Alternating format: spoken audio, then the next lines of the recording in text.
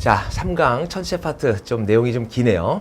지금 이어서 가는데 수성에서 하루의 길이를 측정하는 이런 부분은 사실 우리가 천체 부분에서 굉장히 중요하게 다루는 회합주기라고 하는 내용을 좀 알게 된다면 좀 복잡한 문제를 쉽게 풀 수 있는 방법이 있어요. 그래서 이 문제를 넘어가기 전에 먼저 회합주기에 관련된 이 내용을 갖다가 일단 설명을 좀 한번 해보고 그 다음에 문제에 접근하도록 하겠습니다.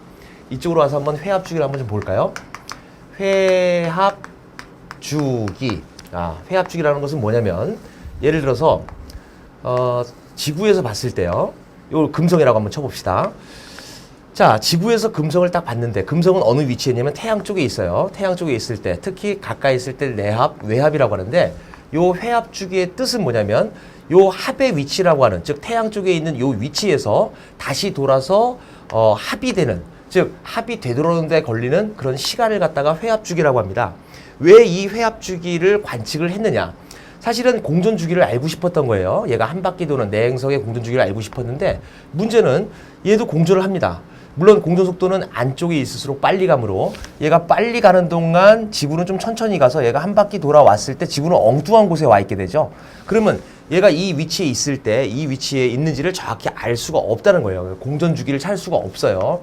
그래서 어쩔 수 없이 공전주기를 알기 위하여 똑같은 위치에서 똑같은 위치가 될 때까지를 관측을 한 겁니다. 그 관측을 통해서 우리는 공전주기를 알 수 있다. 이런 개념인데 이 부분은 굉장히 응용 범위가 넓고 그리고 지금까지 굉장히 많이 출제된 부분이기 때문에 확실하게 공부를 해뒀으면 좋겠어요.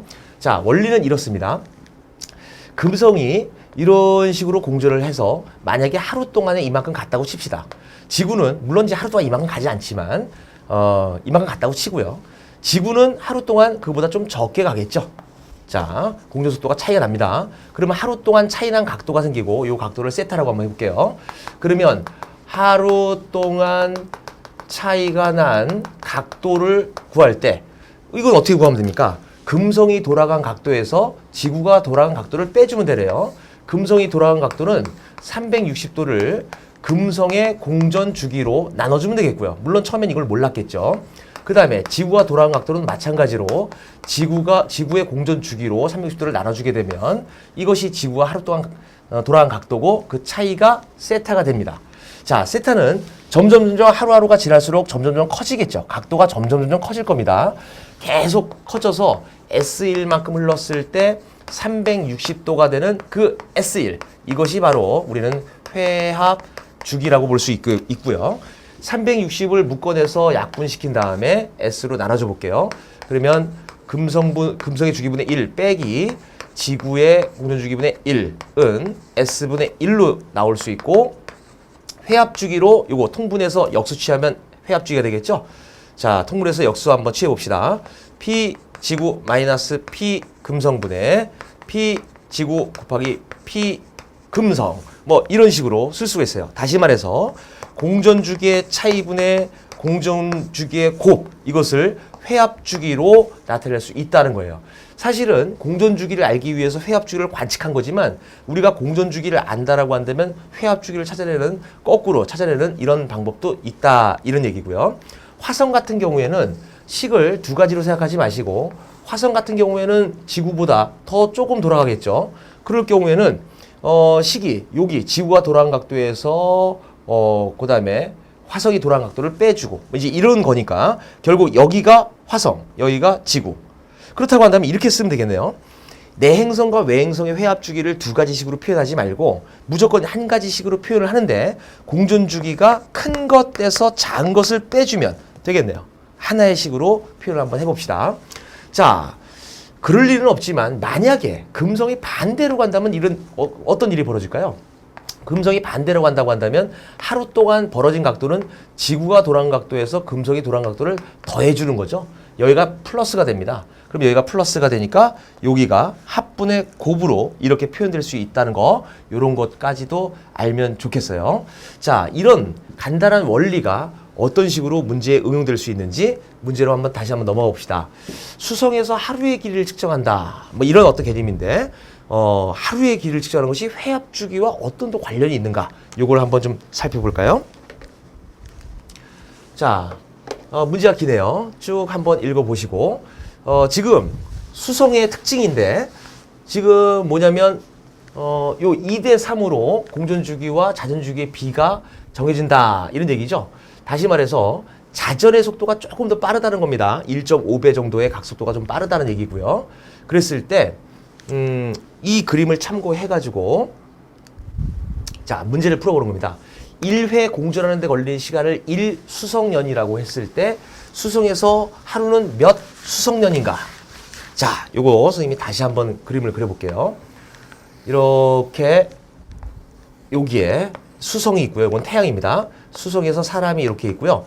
이 사람 기준에서 태양이 한 바퀴 삥 돌 때를 하루라고 치고요. 요거를 1년이라고 합시다. 그 둘의 관계를 한번 따져볼 건데요. 지금 수성이 자전이 좀 빠르다고 그랬어요. 뭐라고 얘기했냐면 공전 2회 공전을 할 때 자전을 3회 하는 뭐 이런 어떤 공명을 하고 있다라고 했으니까 내가 만약에 회합 주기를 모른다. 그렇다고 해가지고 이 문제를 못 푸는 것은 아니에요. 만약에 회합 주기를 거론하지 않고 이 문제를 한번 풀어볼게요. 예를 들면 이 사람이 지금 태양을 남쪽에 두고 있는데 공전을 해가지고 대략 한 여기 30도, 90도, 120도를 공전 한번 해봤다고 합시다. 공전을 120도를 했을 때 이 사람은 자전을 얼마큼 하게 되는가? 자, 자전이 1.5배 빠릅니다. 그렇다고 한다면 자전은 180도를 하니까 이 사람은 여기서 자전을 180도에서 여기에 서 있게 되겠네요. 자, 요 중간을 잠깐 한번 살펴볼 것 같으면 이 사람은 이렇게 된다는 얘기죠. 약간 돌고 돌면서 이렇게 돌면서 이렇게 된다는 얘기예요. 이 사람은 분명히 남쪽으로 태양이 있지만 이 사람 기준에서는 남쪽에서 약간 오른쪽으로 약간 태양이 돌아가 있어요. 이 사람 기준으로 한다면 태양은 조금 더 돌아가 있고요. 이 사람 기준으로 한다고 한다면 태양은 이만큼 돌아가 있게 되죠. 몇 도죠? 60도가 되겠네요. 자, 태양이 60도를 회전하게 됩니다. 근데 우리는 태양이 360도 도는 것을 하루라고 정의를 하니까 만약에 태양이 360도를 돌기 위해서는 6배의 시간이 필요하죠. 그렇다고 한다면 이것도 6배, 이것도 6배를 돌 겁니다. 그렇다고 한다면 공전 6배, 720도가 되겠고요. 720도라는 것은 2바퀴를 도는 거네요. 2바퀴니까 2년이 되는 거고 태양이 360도 도는 것을 이걸 하루라고 찾을 수 있다고 한다면 하루가 지금 문제가 뭐죠? 하루가 몇 년이냐 물어본다고 한다면 하루가 2년이다. 아, 상상하기 힘든. 자, 하루의 길이가 어떻게 보면 1년의 길이하고 하루의 길이를 비교했을 때 하루가 2년에 해당되는 아주 독특한 현상이 나타날 수 있다. 이제 이런 개념이에요. 이건 이제 회합주기라고 하는 것들을 생각하지 않고 문제를 한번 풀어봤는데 사실 공전 이만큼 할 때 자전 이만큼 하고 또 태양이 얼마큼 돌아가는가 이런 각도를 찾아내는 게 만만치 않은 문제입니다. 그래서 이거를 회합주기를 이용해서 한번 문제를 한번 풀어볼까 해요. 이거 한 바퀴 돌아가는데 걸리는 시간, 공전주기, 이거를 우리는 P라고 하고요. 그 다음에 이렇게 한 바퀴 돌아가는 거, 이걸 자전의 시간이라고 볼 수 있는데 자전주기는 공전주기의 3분의 2 정도밖에 안 되겠죠. 왜? 2분의 3배 빠르니까. 그러면 이거 한 바퀴 도는 데는 3분의 2P가 되겠습니다. 3분의 2P. 태양이 지금 남쪽에 위치하는데 남쪽에 위치하는데 다시 남쪽에 위치할 때까지 걸리는 시간, 그것을 우리는 회합주기, 하루의 개념으로 본다고 한다면 하루는 이런 식으로 표시할 수 있을까요? 어떻게 표시하냐면 회전주기의 차이분의 곱, 아까 얘기했던 거죠. P-3분의 2P분의 P 곱하기 3분의 2P 뭐 이런 식으로 표현한다고 한다면 3분의 1P분의 3분의 2P 제곱 이런 식으로 표현된다면 약분해서 2P가 되고요. 우리가 이게 하루의 개념이고 이게 년의 개념이니까 하루가 2년에 해당된다 라고 하는 거, 이런 식으로 쉽게 문제를 풀 수 있다는 겁니다. 자, 쉽지 않은 내용이니까 다시 한번 잘 곰곰이 따져보시고요. 그 다음에 두 번째 문제를 보면 이번에는 자전 방향이 공전 방향과 반대다라고 하는 이 문제로 하루의 개념을 풀어보는 겁니다. 아까 얘가 지금 자전의 이 공전의 방향과 자전의 방향이 같았기 때문에 이런 식으로 쓸 수 있었는데 이게 반대라고 한다면 아까 회합주기가 반대로 공전을 할 때 어떤 식으로 나타난다고 했죠? 여기가 플러스가 된다고 했죠? 이걸 플러스로 놓고 풀면 되겠네요. S는 P 플러스 3분의 2P분의 P 곱하기 3분의 2P 뭐 이런 식으로 계산한다고 한다면 이건 뭡니까? 3분의 5P분의 3분의 2P 제곱이라고 되니까 5분의 2P 뭐 이런 식으로 답을 찾을 수가 있겠네요. 자, 이런 부분은 단순히 어떤 하루의 개념을 찾는 이런 부분부터 시작을 해가지고 항성월, 상망월 이런 것들 달에서 공전주기가 항성월이고요. 27.3일. 그 다음에 회합주기, 일종의 위상주기, 망에서 망까지를 29.5일이라고 하죠. 그런 것도 계산할 수 있는 거예요. 그것도 잠깐 살펴볼게요. 일단 태양이 이렇게 있고요. 지구가 돌고 있습니다. 지구 주위에 달이 돌고 있고요. 달이 여기에서 한 바퀴 도는데 정확하게 공전할 때는 27.3일 걸려요. 하지만 그동안 지구도 움직입니다.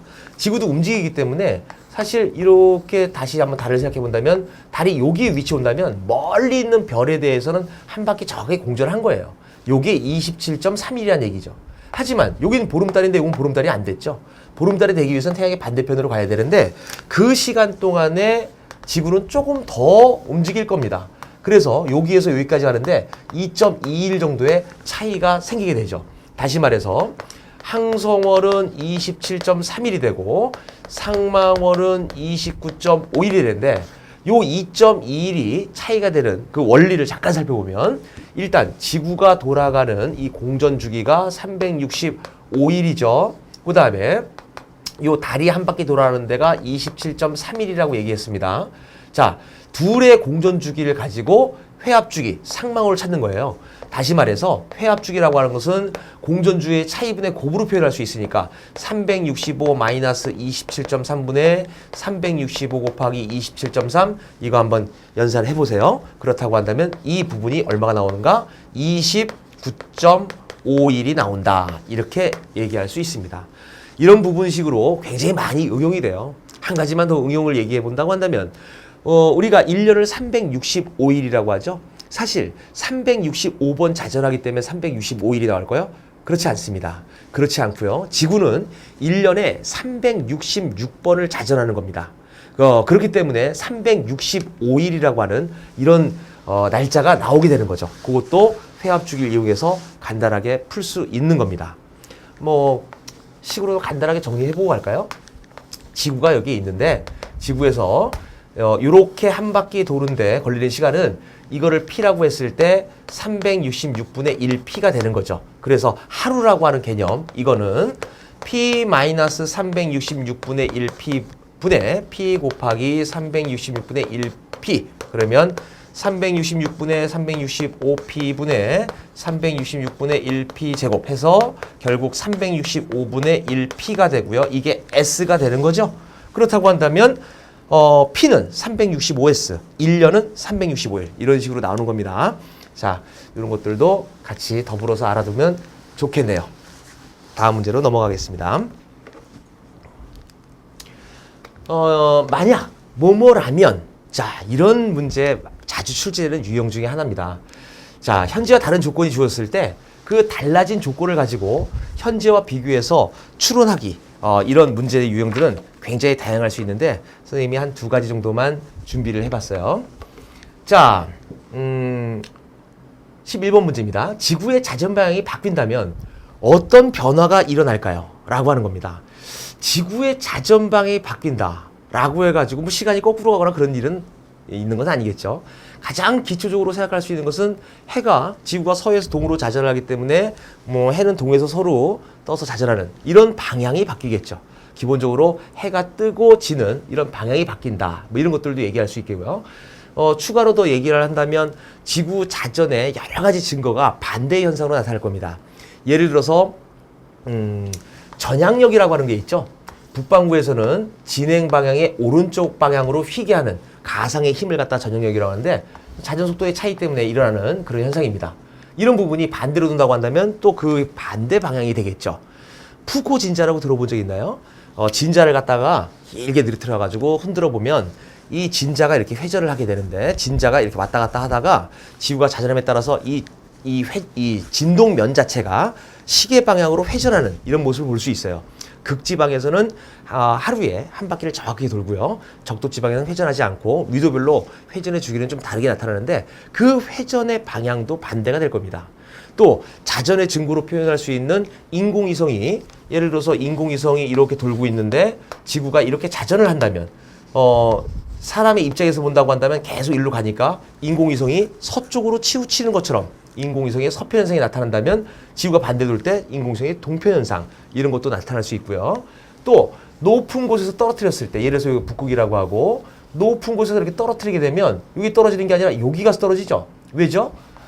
지구가 이렇게 자전을 하는데 여기에 자전각속도와 여기에 자전각속도가 같다라고 한다면 여기에서 이만큼 움직일 때 여기서는 이만큼밖에 안 움직여요. 선속도가 다르죠.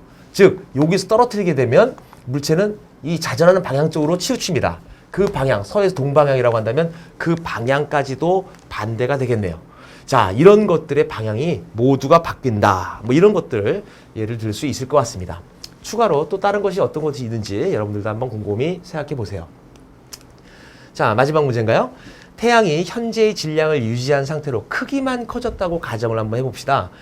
지구의 운동이 어떻게 달라질까요? 또 태양이 현재의 크기를 유지한 채 질량만 커졌다고 가정을 한번 해봅시다. 지구의 운동은 또 어떻게 달라질까요? 자, 이런 문제입니다. 태양이 현재 질량을 유지한 채 크기만 커졌다. 결국은 태양 주위로 지금 지구가 돌고 있는데 돌고 있는 이유는 물론 이제 구심력이라고 하는 어떤 힘이 있어야만 원운동을 한다는 거죠. 구심력이 왜 생겼을까요? 바로 태양과 지구 사이에 있는 만유인력. 만유인력은 질량과 관련되는 건 당연히 알고 있죠. 만유인력이 구심력으로 작용했기 때문에 얘는 원운동을 할 수 있을 겁니다. 그런데 질량은 그대로 둔 채 태양의 크기만 커졌습니다. 자, 만유인력이라는 것은 질량만 관련된 거고 뭐 거리의 변화가 없다고 한다면 당연히 얘의 운동에는 전혀 아무런 변화가 없을 것 같네요. 즉 다시 말해서 크기만 커졌다고 했을 때 힘 자체가 달라지는 것은 아니니까 현재의 위치를 그대로 유지한 채 도는 거에는 전혀 문제가 없을 것 같아요. 하지만 질량이 커졌다고 한다면 얘기는 달라지는 거죠. 질량이 커졌다고 한다면 만유인력이 커질 겁니다. 만유인력이 커진다고 한다면 당연히 힘 자체가 달라졌기 때문에 얘가 그 상태를 유지하지 않고 어떻게 보면은 힘이 더 커졌기 때문에 궤도 자체가 수정이 되면서 계속 회전하다가 결국 태양과 충돌하는 이런 현상이 나타날 수도 있어요. 사실 이 정확한 어떤 특정 궤도에서 돈다라고 하는 거 우리가 이제 케플러 3법칙을 좀 이해하면 좋겠는데 케플러 3법칙이라는 것이 공전주기 제곱하고 궤도 장반경을 A라고 했을 때 궤도 장반경의 세제곱이 항상 일정한 값을 갖는다. 이런 부분이죠. 사실 여기를 조금 더 구체적으로 표현을 해보면 4파이 제곱분의 G, 그 다음에 태양의 질량, 그 다음에 뭐 지구의 질량을 더한 거.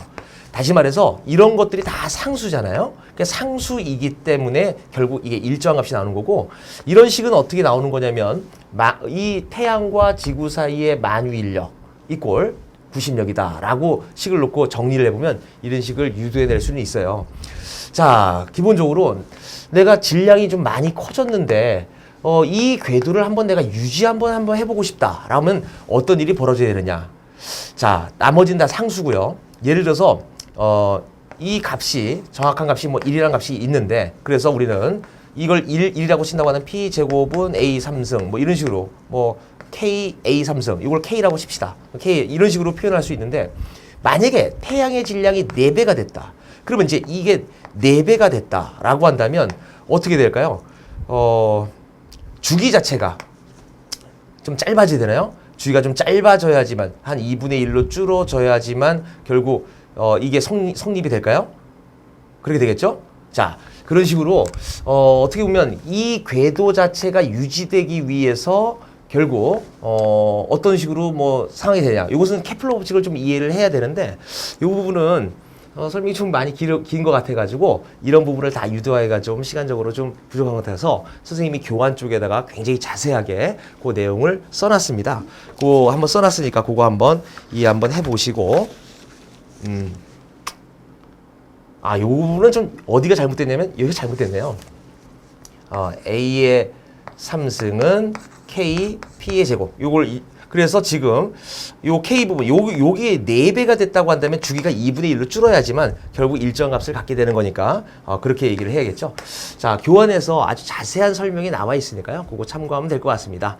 요 정도 문제로 해서 3강에 해당되는 내용을 정리를 한번 해보고요. 여러분들은 이제 바로 이어서 제가 4강 시청해 주시기 바랍니다. 네, 과거 파이널 강의 지구학 제4강 이제 시작 한번 해보겠습니다. 자, 4강은 주로 창의력 유형, 요쪽으로 좀 정리를 좀 많이 한번 해봤고요. 특히 맨 마지막에는 확실한 정답이 없는 그런 유형의 그런 문제도 한번 다뤄보도록 하겠습니다. 일정 부분 전체 파트의 문제가 조금 더 추가로 되어 있는데 그쪽에서 창의성 있는 그런 창의력을 요구하는 그런 유형의 문제들이 많이 있기 때문에 그런 문제를 한번 넣어봤고요. 바로 시작을 한번 해보겠습니다. 자, 첫 번째는 우리나라 일기 속담에 대한 글이다. 그 이유를 과학적으로 설명하라. 그래놓고 첫 번째, 아침 무지개는 비, 저녁 무지개는 맑을 징조. 이제 이런 문제가 나오네요. 무지개라고 하는 것은 물방울에서 빛이 굴절 현상을 일으키고 당연히 우리 눈에 보이는 거기 때문에 항상 물방울이 있을 때 태양을 등지고 굴절해서 반사해서 보는 거니까 항상 태양을 등지고 물이 저쪽에 있을 때, 물방울이 저쪽에 있을 때 그때 나타나는 거죠. 그러니까 아침 무지개라고 하는 것은 서쪽 하늘에 뭐가 있다는 얘기죠. 서쪽 하늘에 물방울이 많이 존재한다는 거고, 저녁 무지개, 태양이 서쪽에 있을 때는 동쪽 하늘에 그쪽에 물방울이 많이 있다는 얘기입니다. 자, 먼저 아침 무지개는 비다 라고 한다면 일단 서쪽 하늘에 물방울이 많이 존재한다는 얘기고요. 우리나라 같은 경우에는 편서풍대죠. 다시 말해서 이쪽 서쪽부터 시작을 해가지고 동쪽으로 쭉 진행을 해 오면서 기상이 변하는 것들을 많이 관측할 수 있는데, 우리가 관측을 할 때 이쪽에서 물방울이 굉장히 많이 있다고 한다면 결국 이런 것들이 와가지고 영향을 주지 않겠나, 뭐 이런 부분입니다. 얼추 맞을 수도 있는 얘기죠.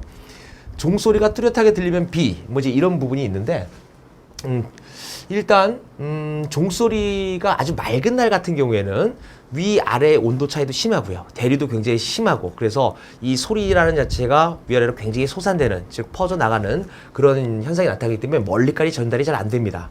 반면에 이 비가 온다라고 한다. 비가 오기 전에 나름대로 습도가 많이 높아지고 공기 중에 물방울들이 많아지면서 온도 차이가 좀 없게 된다면 그 어떤 소리의 분산 효과 이런 것들이 굉장히 줄어들기 때문에 그런 일이 벌어질 수 있다는 얘기죠. 뭐 비슷한 내용이고요. 그 다음에 저녁 노을이 생기면 맑아진다. 저녁 노을이라고 하는 거, 일단 저녁 노을, 붉게 물드는 저녁 노을, 요 문제를 하기 전에 잠깐 하늘이 왜 파란지, 그리고 저 노을은 왜 빨간지 잠깐 한번 살펴보고 갈까요? 자, 지구를 한번 그려볼게요. 지구를 그려보고 이번에는 이제 태양빛이 일로 온다고 쳐봅시다. 지구 주위에는 뭐가 있죠? 대기가 있습니다. 자, 사람이 여기 있다고 치고요. 낮에, 이건 12시쯤 되겠네요. 자, 빛은 빨주, 노초, 파남보 여러 가지 색깔이 빛이 합성이 돼가지고 백색광으로 오는 건데, 빨간색하고 파란색 파장의 빛이 약간 좀 성질이 달라요. 이 파란색 같은 경우에는 공기 입자와 부딪혀가지고 굉장히 만약에 산란이 많이 됩니다. 산란이 된다고 한다면 이렇게 이쪽에 파란색으로 많이 보이고, 붉은색은 약간 좀 투과를 하는 이런 성질이 있거든요. 이 사람이 하늘을 봤을 때 파란 이유는 파란색 파장의 빛이 공기의 입자에 의해서 많이 산란됐기 때문에, 요 하늘을 보기 때문에 그런 거고요. 이 사람이 만약에 저녁이 됐다 그러면 일로 회전을 해가지고 여기 오는 거죠. 그렇게 된다면 대기의 길이가 아까는 짧았는데 태양으로부터 오는 대기의 길이가 굉장히 두꺼워졌네요. 당연히 여기엔 파란색 빛이 산란이 될 겁니다. 하지만 이쪽으로 쭉 직진한 빛이, 빨간색 파장의 빛이 여기에서 산란되는 부분이 있다라고 한다면 우리가 이 부분을 보기 때문에 저녁 노을은 좀 붉게 보인다, 이렇게 얘기할 수 있어요. 자, 저녁 노을이 생기는데 맑아진다. 이건 무슨 개념이냐? 자, 붉은 빛이 이렇게 산란을 할 때 여기에 만약에 먼지 같은 것들이 많이 있다라고 한다면 이 먼지 입자에 의해서 훨씬 더 산란이 많이 되고요. 먼지라고 하는 것은 고기압 상황에서, 즉 날씨가 맑을 때 많이 있는 거죠.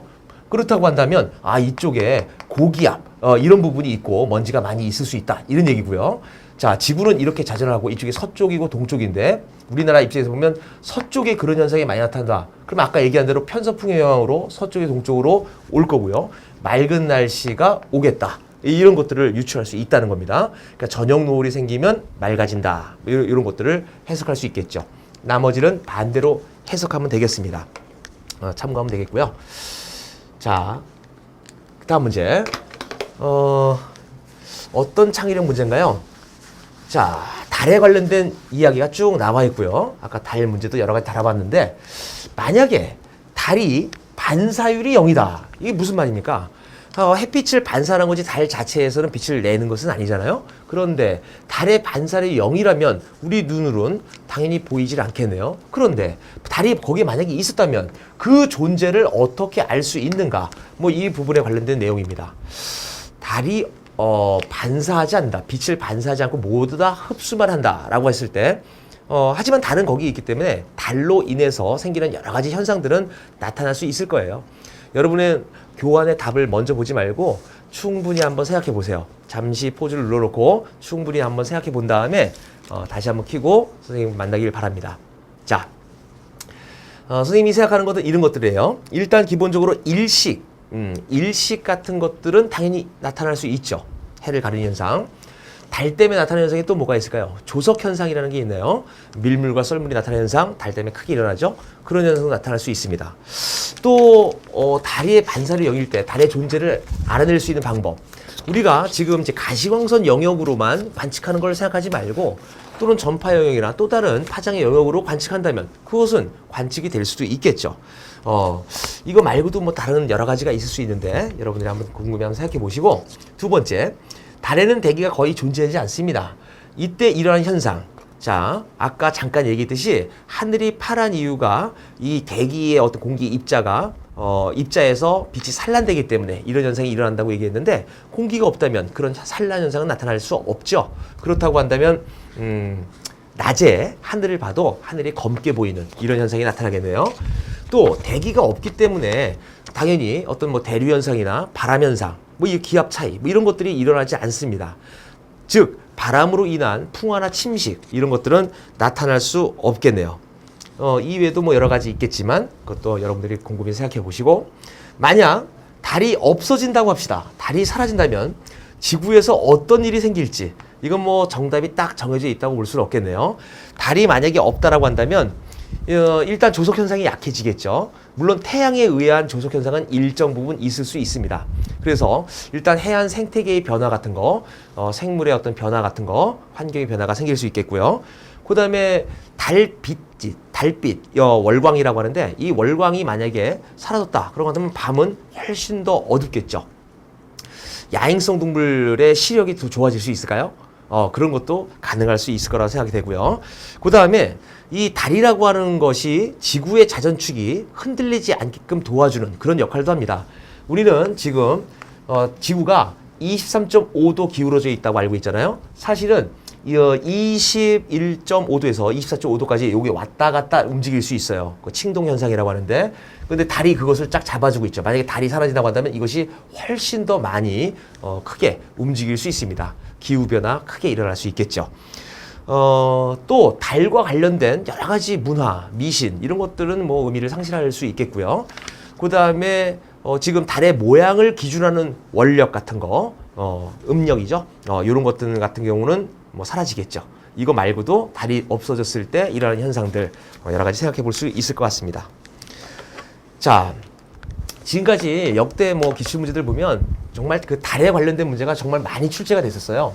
그렇기 때문에 선생님도 달 문제를 좀 많이 한번 넣어봤는데, 이거는 무창포 해변에 일어나는 모세 기적 현상. 바다가 갈라집니다. 바다가 어떻게 갈라지느냐? 사실은 이렇게 물이, 밀물 때는 덮여있던 물이 썰물이 되면서 어떤 특정 부분이 쭉 연결된 부분이 나오는 거죠. 뭐 특별한 뭐 기적이라고 볼 수는 없는 거고요. 자, 이 현상이 가장 뚜렷하게 나타나는 날, 이런 날을 골랐다고 했습니다. 자, 우리는 밀물과 썰물에서, 밀물 중에서 가장 물이 많이 들어왔을 때를 만조라고 하고, 썰물 때 가장 물이 많이 쓸려 내려갔을 때를 간조라고 하는데, 만조와 간조의 차이를 조차라고 얘기하죠. 일단 우리는 조석에 관련된 이야기를 한번 해볼 것 같아요. 해봐야 될 것 같아요. 자, 조석. 이게 뭡니까? 아침 조자네, 저녁 석자인가요? 자, 조석 얘기할 때 아침 저녁을 얘기하는 게 아니고요. 이 부분에 앞에 삼수변을 딱 붙여주면 이게 우리가 얘기하는 조석입니다. 조석. 현장 강의할 때 선생님이 조석 얘기를 하니까 어떤 학생이 마음의 소리라는 얘기를 하는데 선생님 참 무슨 소리인지 모르겠고, 자, 조석 그러면 밀물과 썰물을 나타내는 이야기입니다. 자, 조석에 관련된 이야기를 잠깐 해보면, 일단 조석의 원인부터 알아보세요. 원인을 이렇게 얘기할 수 있으면 아주 멋진 대답입니다. 기조력. 우리는 지구와 달 사이의 인력 때문에 밀물과 썰물이 일어난다 이렇게 얘기하면 이건 50점짜리예요.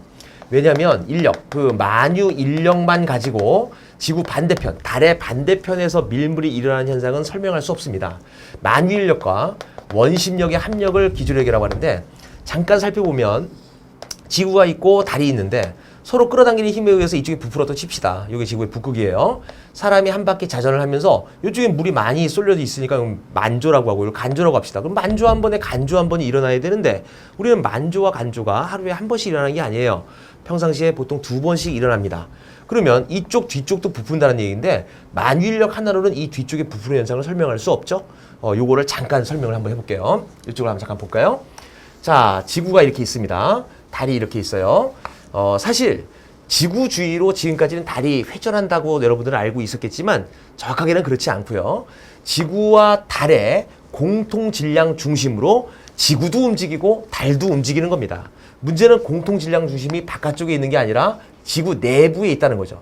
사실은 1700km 안쪽에 있지만 편의상 조금 더 안쪽에 있다고 칩시다. 자, 여기가 지구의 중심이고요. 여기에 공통 질량 중심이라고 해봐요. 그러면 이 달은 지구 중심을 도는 게 아니라 공통 질량 중심으로 한 바퀴 회전하는 게 되고요. 지구는 요 공통 질량 중심으로 한 바퀴 이렇게 회전합니다. 달이 한 바퀴 도는 동안 지구도 한 바퀴 도는 거예요. 이렇게. 그럼 여기 있는 사람은 이렇게 회전을 하겠네요. 여기 있는 사람은 이렇게, 여기 있는 사람은 이렇게, 여기 있는 사람은 이렇게 회전을 하니까 그러면 원운동을 한다고 한다면 당연히 구심력 때문이고 반작용으로 원심력이 작용하니까요. 공통 질량 중심으로 회전하기 때문에 생기는 원심력. 이 원심력은 여기에서는 이 방향으로 생길 거고요. 여기서는 이 방향으로, 여기서는 이 방향으로, 여기서는 이 방향으로 생길 겁니다. 달이 이쪽에 있으면 이 방향으로, 달이 저쪽으로 가면 이 방향으로 생기겠죠. 자, 요거를 원심력이라고 할게요. 자, 두 번째는 만유인력입니다. 만유인력은 거리의 제곱에 반비례하죠. 이쪽이 만유인력은 굉장히 크게 나타날 거고요. 이쪽은 달 쪽으로 이렇게, 이쪽은 만유인력이 작게, 이쪽은 달 쪽으로 중간 크기로. 자, 이곳이 만유인력이라고 한번 해봅시다. 그렇다고 한다면 여기에서 이 둘의 합력이 기조력이라고 했으니까 여기의 합력은 이쪽 방향으로 나오고요. 여기의 합력은 이쪽 방향으로 나옵니다. 여기 평행사변을 그려보면 이쪽 방향이죠. 여기는 이쪽 방향으로 나오고요. 여기는 이쪽 방향으로 나와요. 여기를 굳이 그려본다면 이쪽 방향으로 나오는 겁니다. 그래서 이렇게 부풀고 이렇게 부풀게 되는 거죠. 이것을 우리는 기조력이라고 합니다. 그래서 달이 있는 쪽도 부풀지만 달이 없는 쪽도 부풀다는 거 이거 꼭 알아야 되고요. 사실 이거를 정확한 식으로 계산을 한번 해볼 수가 있는데 계산을 해보면 이 힘과 이 힘은 완벽하게 똑같아요. 이 기조력이라고 하는 거 그 식 유도 과정은 고등 과정에도 안 나오니까 몰라도 되고요. 이 기조력이라고 하는 것이 요거 한 가지만 알아둡시다. 거리의 세제곱에 반비례하고 천체의 질량에 비례한다는 사실이에요. 지금 태양도 지구의 기조력을 작용하고 있어요. 태양의 질량은 어마어마하게 큽니다. 하지만 달의 기조력이 훨씬 커요. 왜죠? 바로 태양의 거리가 달까지 거리의 400배 정도 멀거든요. 그 400의 세제곱, 이만큼 확 줄어들기 때문에 달의 기조력의 약 40% 정도가 태양의 기조력이라고 보면 되는 겁니다. 자, 기조력에 의해 가지고 양쪽에 부푸는 원인을 알았다고 한다면 이것도 알면 돼요. 조석 주기라고 하는 거. 여기에 만조고 여기에 만조라고 한다면 만조에서 만조까지가 원래는 조석 주기가 되고 기본적으로 12시간을 볼 수 있는데 정확한 시간은 12시간 25분이 됩니다. 왜 25분이라는 이 시간이 붙는가? 이건 달의 움직임하고 관련이 있어요. 달이 하루가 지나면 이만큼 가고요. 그러면 당연히 기조력은 이렇게 작용해 이쪽에 부풀 겁니다. 자, 만조간조, 여기가 만조가 아니라 조금 더 가야 만조예요. 하루를 기준으로 한다고 한다면 50분 정도의 차이가 나죠. 아까 달이 50분 늦게 뜨는 거하고 똑같은 이유네요. 그런데 조석 주기라는 것은 만조에서 만조까지 그거의 절반이 되기 때문에 50분의 절반, 25분이 들러붙게 되는 겁니다. 한 가지 추가를 조금만 더 해볼게요.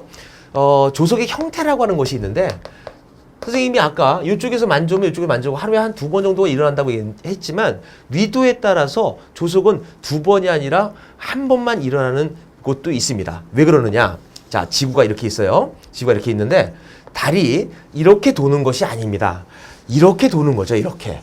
거의 비스듬하게. 그래서 달이 여기 있다라고 한다면 이렇게 이쪽에 부풀게 되고 이쪽이 이렇게 부풀게 돼요. 그러면 어떤 일이 벌어지느냐? 이 적도를 기준으로 한번 해볼게요. 적도에 사람이 이렇게 돈다고 했을 때 여기에서는 물이 많이 있는 만조와 간조와 만조와 간조, 즉 만조 2번에 간조 2번 이런 것들 반나절, 반일을 조석 주기로 한다. 반일 주조, 조석의 주기가 반나절이다. 이런 뜻인데 저위도 같은 경우에는 반일 주조의 형태가 나타날 수 있어요. 극지방 볼까요? 고위도 지방을 볼 것 같으면 여기 이거 물이 많이 있네요. 만조. 근데 이 뒤쪽은 물이 없네요. 뭐 밀물 한 번에 썰물 한 번에 나는 일주조라는 현상은 고위도에서 나타날 수 있는 현상이에요. 자, 중위도를 볼까요? 우리나라처럼 중위도 같은 경우에는 물 많은 만조와 여기 간조 있겠죠? 요게 만조인데 이쪽 만조는 물이 많은데 이쪽 만조는 물이 조금밖에 없네요. 그렇다고 한다면 이거를 갖다가 일주조와 반일주조의 중간 형태다 그래서 혼합조 두 번은 일어나긴 일어나는데 밀물 썰물 밀물 썰물 밀물 썰물 밀물 썰물 이런 어떤 형태가 나타난다는 거 요걸 알았으면 좋겠습니다. 자, 마지막으로 조속에서는 요 내용까지 알면 좋아요. 사리하고 조금이라고 하는 내용입니다. 자, 태양을 그리고요. 그 다음에 지구를 그리고 달을 한번 그려볼게요. 달이 여기 있거나 여기 있게 되면 그쪽 방향으로 부푸는데요. 달이 있는 쪽. 태양도 기지력을 똑같은 방향으로 작용하니까 만조 때는 엄청나게 물이 많이 들어오고 간조 때는 엄청나게 물이 많이 빠지겠죠. 이거를 갖다가 우리는 살이라고 합니다. 즉 다시 말해서 음력 1일, 삭, 음력 15일, 망일 때는 살이 현상이 나타나고 반대로 달이 상현이나 하현에 있어 이쪽으로 당길 때 태양의 기지력이 반대로 적용한다고 한다면 밀물 때 많이 들어오지는 못하고 썰물 때 많이 또 나가지도 못해서 조차가 굉장히 작아지는 조금의 현상이 나타날 수 있다. 그래서 하루를 한 달을 주기로 음력으로 1일부터 30일까지 잡아주면 만조간조가 반복적으로 크기가 작아졌다가 커졌다가 다시 작아졌다가 커지는 이런 현상을 볼 수가 있고요. 이때가 상현, 하현, 삭, 망, 삭 이런 식으로 이런 그림과 이런 그림을 해석할 수 있으면 좋겠습니다. 자, 이제 문제로 한번 넘어가 볼까요? 이 현상이 가장 뚜렷하게 나타나는 날을 골랐기 때문에 당연히 그 날은 사리가 될 거예요. 사리라고 하는 것은 아까도 얘기했지만 삭과 망 중에 하나입니다. 자정에 도착했고요. 바닷길이 가장 많이 열린다. 그러면 간조가 언제겠느냐 이 문제고요. 자, 다시 한번 볼까요? 이게 지구 주위에 달이 돌고 있었는데 지구를 조금만 더 크게 한번 그려볼게요. 그러면 이쪽 자정에 도착해서 태양이 이렇게 비춘다라고 한다면 여기가 이제 사기고 망인데 뭐 여기 아니면 다른 여기 있겠죠. 여기가 12시가 되고 0시가 되고 낮이 되고 밤이 되고 6시 18시가 되는데 지금 그 날에는 분명히 요렇게 기준으로 작용해서 나타났을 거예요. 물이. 그러면 그 날 자정에 도착했다면 이때는 만조죠. 이 바닷길은 열리지 않았겠네요. 그러면 언제? 요 정도 시간이 흘러서 간조 때 바로 요때 바닷길이 가장 많이 드러나는 시간이 되겠네요. 그렇다고 한다면 이때 뭐 양력 이거는 의미가 없습니다. 음력일 때만 의미가 있는 거니까 오전 6시 오전 6시 만약 이날 달을 보았다면 달은 여기에 있지 않고 여기 있네요. 왜? 자정에 도착했는데 달이 보였다면 이 달밖에 없겠죠. 보름달은 18시에 동쪽에 있다가 6시에 서쪽으로 지는 바로 12시간 동안 볼 수 있는 달이죠. 바로 18시부터 그 다음날 아침 6시까지 볼 수 있습니다. 자, 그 다음날 다시 바닷길이 가장 많이 드러나는 시간은 몇 시가 되냐? 그 다음날을 얘기했어요.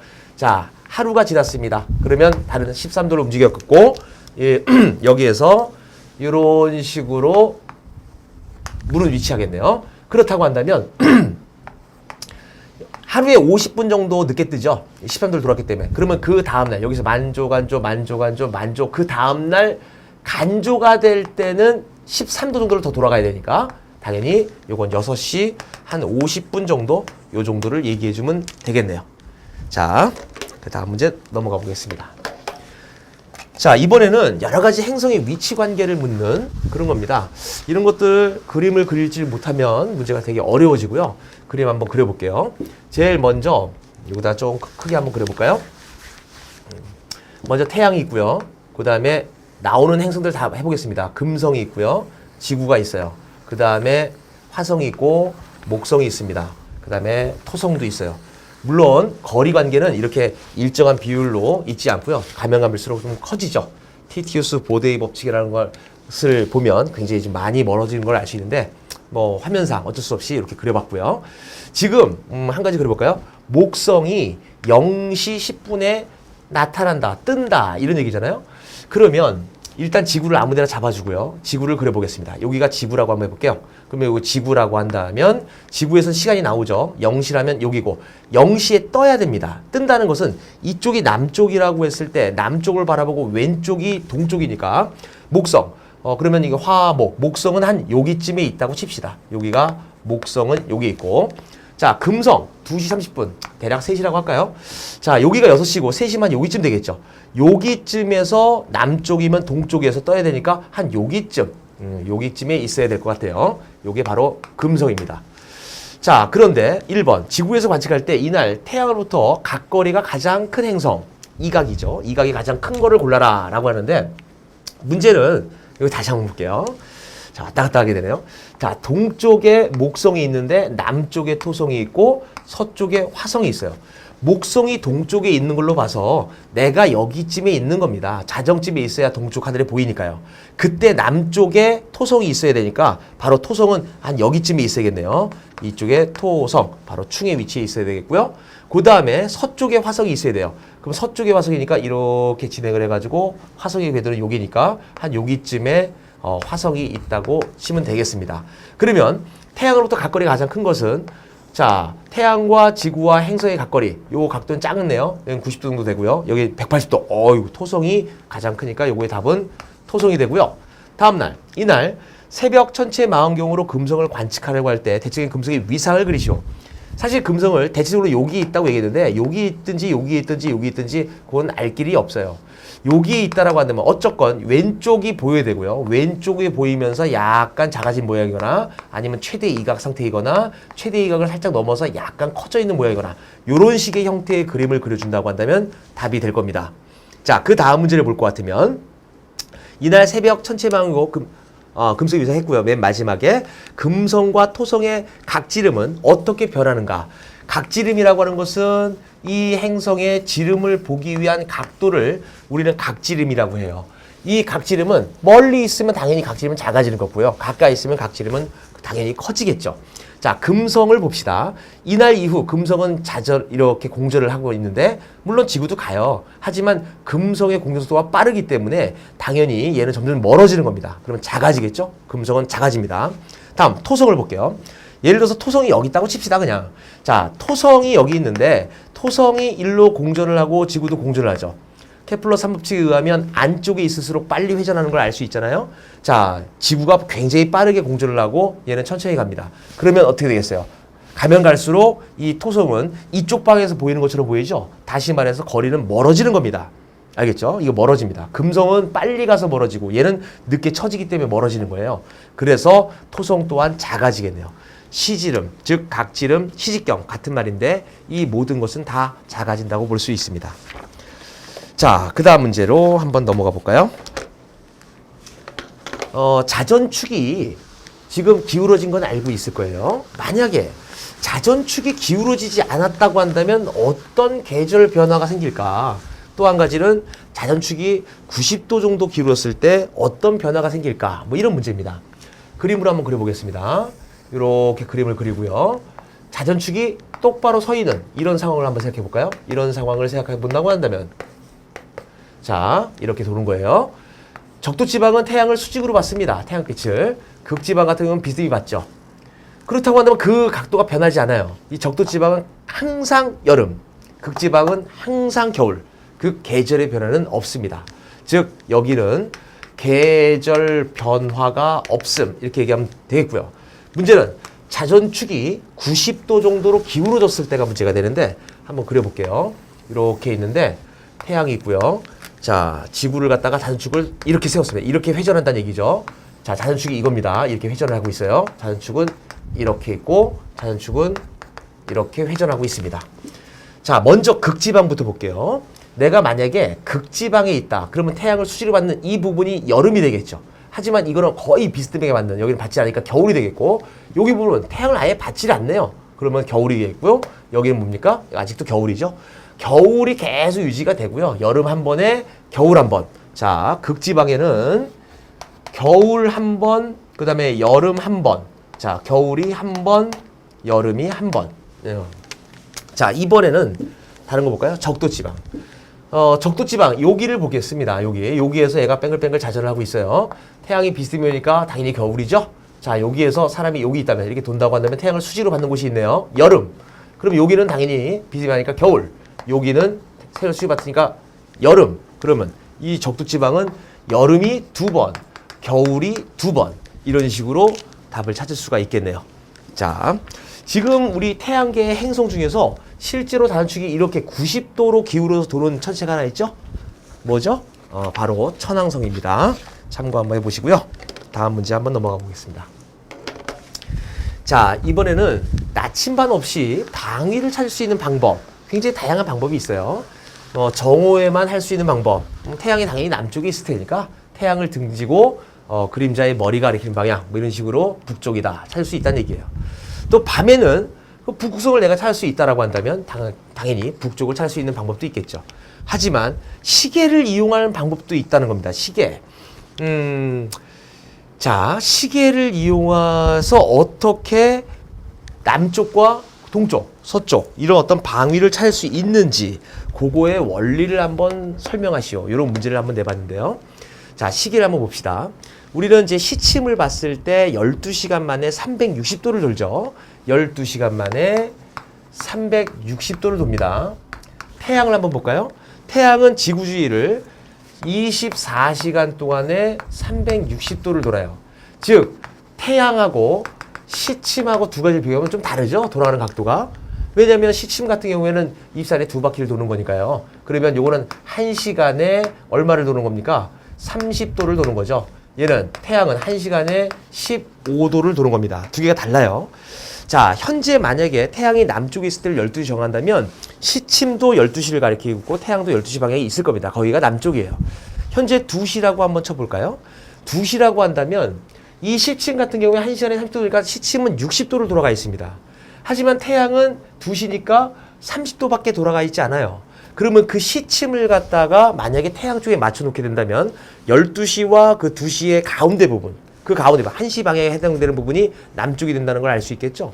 돌아가는 각도가 다르기 때문에 그런 식으로 현재 시간을 태양으로 맞춰주고요. 그 다음에 이 시침과 12시가 가리키는 부분의 절반 각도, 그 정도 부분을 갖다가 남쪽으로 정해주면 됩니다. 오후에 잴 수 있는 방법입니다. 자, 그런 원리가 있고요. 두 번째. 방위를 찾는 여러 가지 또 다른 방법이 있다면 얘기를 한번 해보시오 라고 했는데 사실 아까 우리가 이제 달에 관련된 여러 가지 이야기를 해봤잖아요. 달 모양을 딱 봤다라고 했는데 만약에 상현달이 있습니다. 근데 시계를 딱 봤더니 현재 몇 시인가 봤더니 18시예요. 자, 상현달이 18시입니다. 자, 상현달이 있는 쪽은 어느 쪽 하늘일까요? 바로 남쪽이죠. 자, 이런 식으로 달의 모양과 내가 시간을 알 수 있다고 한다면 그 달의 모양이 어디 위치에 있는지 그리고 현재 내가 지구의 어느 위치에 있어서 시간이 어떻게 되는지를 가지고 바로 방위를 찾을 수 있다는 거. 그거 한 가지 알아두시고요. 그 다음에 아까 초반에 설명도 했는데 그림자를 이용하는 방법도 있습니다. 그림자 막대기 세워놓고요. 막대기 끝에 그림자의 부분이 한 10분, 20분 정도 지나면 그림자의 끝이 지나갈 거예요. 분명히 해는 동쪽에 떠서 남쪽을 경유해서 서쪽으로 지니까 만약에 이 그림자 같은 경우는 서쪽에서 북쪽을 경유해서 저쪽 동쪽으로 갈 겁니다. 그래서 쭉 그림자 처음 시작점과 끝점을 직선으로 이어가지고 그 이은 부분 쪽으로 동쪽 방향이다. 시작점이 서쪽 방향이다. 이런 식으로 찾는 방법, 이런 방법도 있습니다. 이거 외적으로도 방위를 찾는 여러 가지 방법이 있을 거니까 한번 고려 한번 해보세요. 자, 두 문제만 더 해볼까요?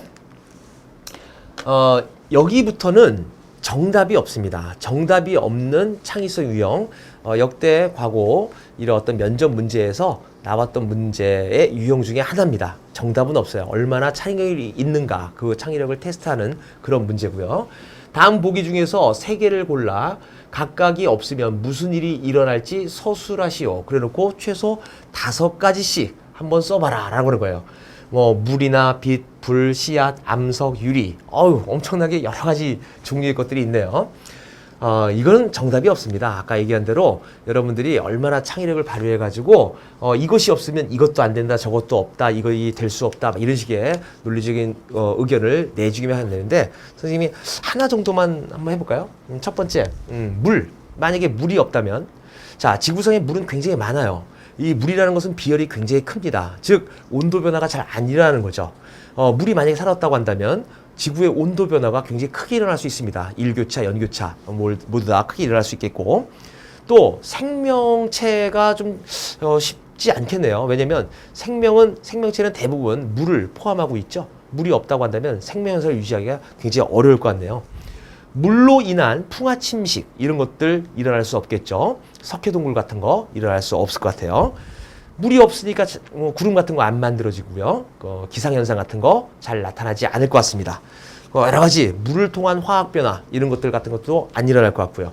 뭐 이런 식으로 다양한 의견을 얘기할 수 있는데 선생님이 지금 잠깐 뭐 생각나는 거 몇 가지만 얘기해봤지만 이거 외에도 답은 여러 가지가 있을 수 있어요. 요 정답은 여러분들한테 맡기겠습니다. 다양한 생각 한번 해보세요. 자, 마지막 문제인가요? 이런 유형의 문제도 나와본 적이 있습니다. 여러 가지 도구를 주고요. 이 도구를 가지고 실험 가능한 여러 가지 실험들을 설계를 한번 해보는 겁니다. 직접 실험하는 게 아니라 설계까지만 하는 건데 아주 종류가 여러 가지가 있죠. 이걸 가지고 우리는 무슨 실험을 할 수 있는가? 지금까지 우리는 계속 어떤 주제가 있고 재료가 주어진 상태에서 실험을 갖다가 수행하는 것이 있었다고 한다면 그 수행하기 이전에 재료만 가지고 무엇을 할 수 있는지 설계하는 거 이것도 나름대로 좀 사고력이 좀 있어야겠죠. 창의력도 있어야겠고요. 몇 가지 한번 확인해 볼까요? 예를 들어서 뭐 석회수 같은 것들 그 다음에 뭐 식용유 또 다른 것도 뭐 있을까요? 쭉 한번 볼까요? 요 두 가지를 한번 비교해 본다고 한다면 요거는 뭐 잘은 이온은 안 되지만 어쨌건 이온화는 되죠. 전기를 통할 수 있다는 겁니다. 뭐 당연히 물과 섞이지 않고 이런 것들 또는 알코올 같은 것들은 비전해질이라고 해가지고 전기를 통하지 않죠. 즉 전해질을 구분하는 실험 이런 것들을 한번 해볼 수 있을까요? 또 한 가지는 또 뭐 식용유하고 뭐 물 같은 것들이 있다고 한다면 밀도차를 이용한 혼합물의 분리 또는 용해도차를 이용한 혼합 분리 가능하겠습니까? 요 나프탈렌 같은 경우에는 알코올에 녹을 수 있어요. 하지만 물에는 안 녹아요. 소금 같은 것이 있습니까 혹시? 소금은 안 집어넣었네요. 여러 가지 혼합물의 분리 같은 것들도 간단하게 생각해 볼 수 있겠고 그 다음에 염화 코발트 종이 같은 경우에 어떤 연소 생성물 중에서 물이 있는가 없는가 물이 있는가 없는가 뭐 요 부분에 관련돼서 확인할 수 있는 거죠. 연소 생성물을 확인할 수 있네요. 석회수도 마찬가지죠. 이산화탄소를 확인할 수 있는 거니까. 그 다음에 여러 가지 뭐 렌즈가 있는 걸로 봐서 망원경, 현미경 이런 것들을 제작할 수 있거나 아니면 오목거울을 이용한 뭐 반사망원경 이런 것들까지도 제작이 가능할 수 있을 것 같네요.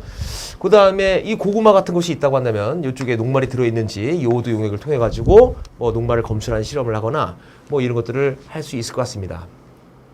이 이외에도 뭐 굉장히 다양한 실험들을 설계할 수 있겠는데요.